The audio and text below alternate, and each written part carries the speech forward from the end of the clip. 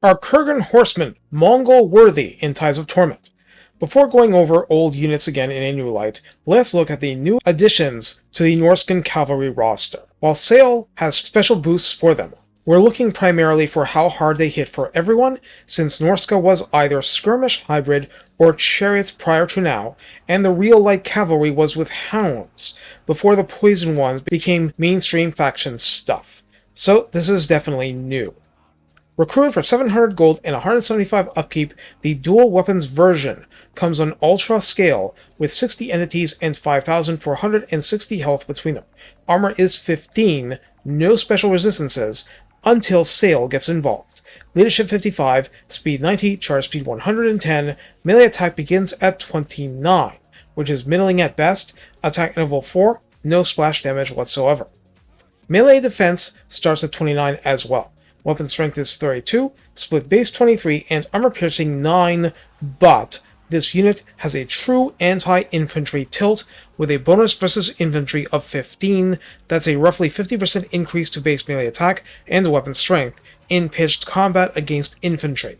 The armor piercing will be quite respectable at that point too.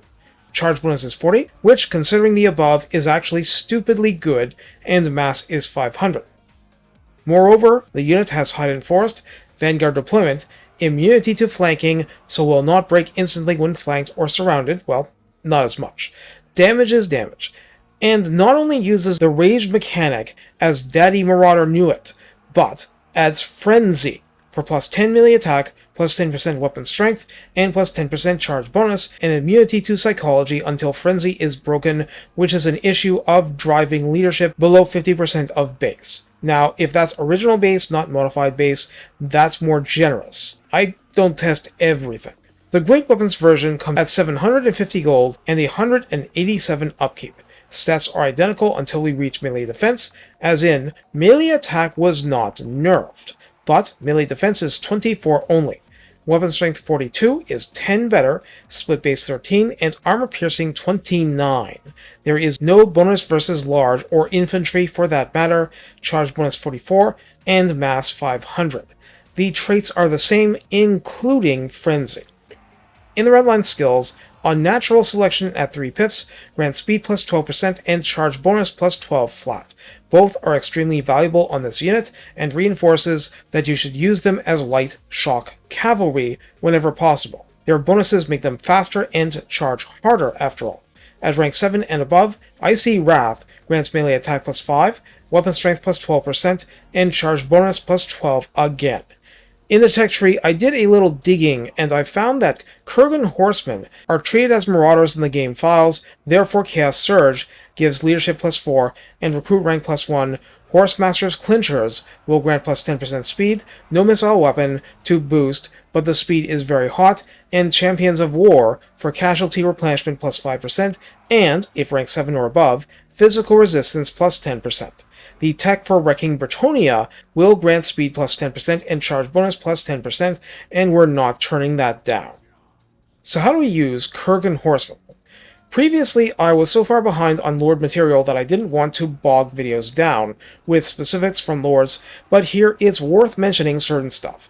Sale is going to grant weapon strength plus 20% to them faction-wide. In his own army, poison for them, physical resistance plus 15%, and perfect vigor, which is ridiculous. For Wulfric, the exact wording of his faction leader buff says Marauder Chariots and Marauder Cavalry, so I believe that Wulfric's plus 15 to charge bonus will affect them, but I haven't confirmed it. The flip side of all this is that the Kurgan Horsemen units are recruited from the Tier 3 version of the Norscan Cavalry building, the same tier you get Horse Masters from. So what we have is a light cavalry unit with the mass and armor and general chin to show for it, with the hitting power of medium cavalry, and then some. And what does this make them sound like?